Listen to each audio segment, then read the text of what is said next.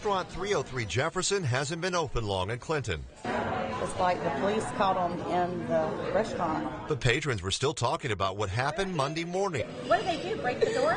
No, the window. We busted the window. This is what surveillance cameras captured just before 4 Monday morning.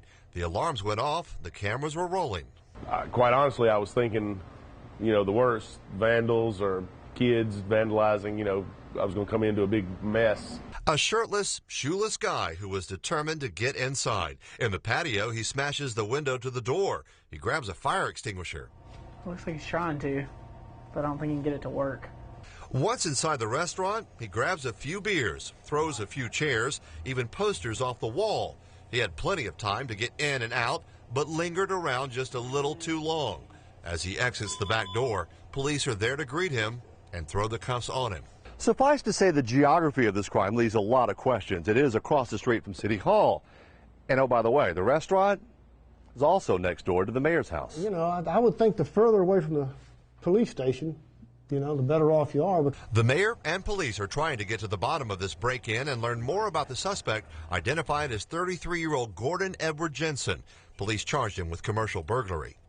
My goal while I'm in office is to just let the criminals know you don't want to come here.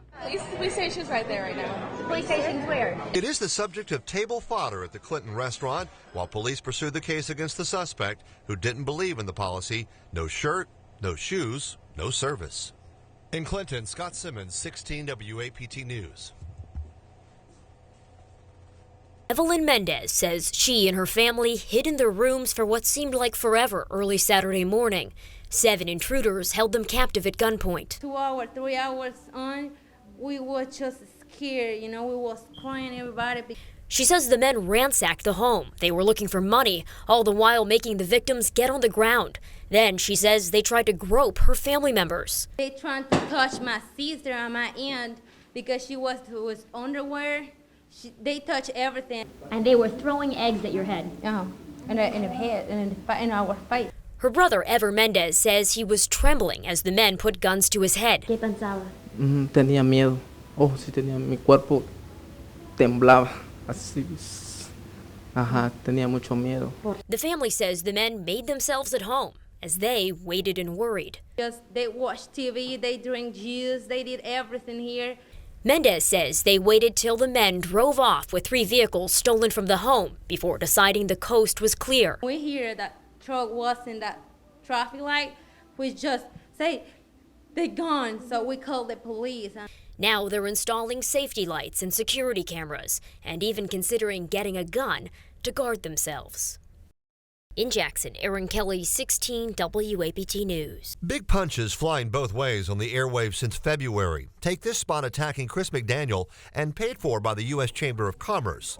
A personal injury class action trial lawyer. McDaniel does list on his firm's biography that he handles personal injury cases and mass tort litigation. That part is true. But McDaniel argued with the court to throw out the reforms so he could score big money.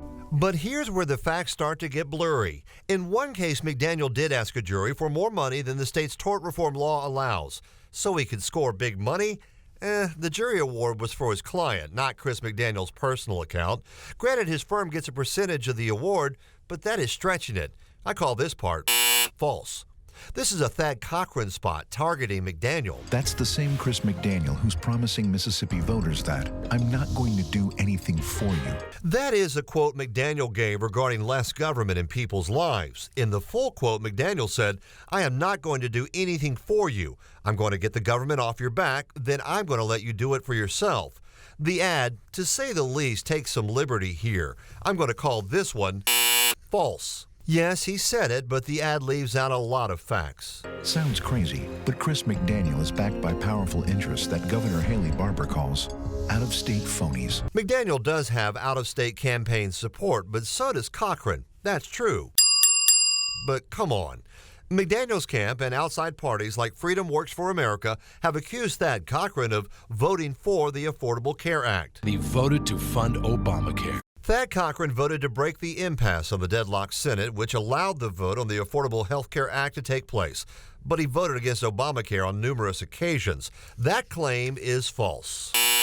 Sadly, Thad Cochran voted for billions in wasteful spending, like the bridge to nowhere. This McDaniel spot calls Cochran's vote wasteful spending. Cochran did vote for that matter. He even raised his own pay 8 times. This one, though, is a little loose with the facts. There are cost of living adjustments that Cochran did approve, but no evidence of an outright pay increase. Just because he didn't vote against a cost of living increase does not mean he voted for a pay raise 8 times. I call this one true, but come on. Why do candidates and the outside groups who support them spend so much time on negative ads? Because it works. Public relations expert Rick Lucer says the perception in politics is that this approach captures voter attention. The true volume, if you just measure what the candidates are doing, then it's deceiving. But if you measure what the super PACs are doing, then the volume has been unbelievable, and it's only going to get worse. Election Day is June 3rd. For Commitment 2014, Scott Simmons, 16 WAPT News. Memorial Day is always a holiday that opens up waterways all across the state. The boaters are back on the res this summer, and with them, the people patrolling to keep everyone safe. Last year, we actually had a death on the water. The Memorial Day, the year before, we actually had 3. So far, Lieutenant Randy Newell of Wildlife and Fisheries says most boaters have been on their best behavior. Officers have been checking. We're checking for boat registration. And life jackets for all aboard. Golly. That's what it's all about. You a good mama. And they're making sure no one is driving drunk. Inexperience, the heat, and alcohol. You mix those 3 components together and it's a recipe for a deadly disaster. Boaters say it's a small thing they can do to keep all 33,000 acres of water safe. Sure, I have everything, like they were checking the life vest, throwables, fire extinguishers, make sure everything, the boat's seaworthy. It's just a time to relax, have fun with the family and friends, and remember those that, like I say, passed on before us. If the people stay as safe as they've been the last 2 days tomorrow, we're going to be okay. I don't want to jinx it, but this weekend's been awesome, man. At the reservoir, Erin Kelly, 16 WAPT News. I like it. I'm in with you. Greg, there it is. That's our offer. What do you say? Got an offer. What are you going to do? I agree. We will accept the deal. Lori, Robert, let's do the deal. All right. And just like that, Stephen Cochise and Greg Cronin, 2 men from Mississippi, went from trying to survive the sharks to swimming with them. It's awesome! It's awesome. The pitch was filmed back in September, meaning the pair had to keep their excitement under wraps for nearly 5 months. At first it was very, very tough, but as time went on, daily life took over and it was pretty easy. The duo sold 50% of their homemade locker organizer company, Locker Bones. They told us, you're going to get a big bump tonight when this airs, whether you get a deal or not. Only minutes after making a deal with Lori and Robert, their website crashed with over 1 million people logging on. And despite becoming a nationwide sensation overnight, they're hoping to keep production right here in Mississippi.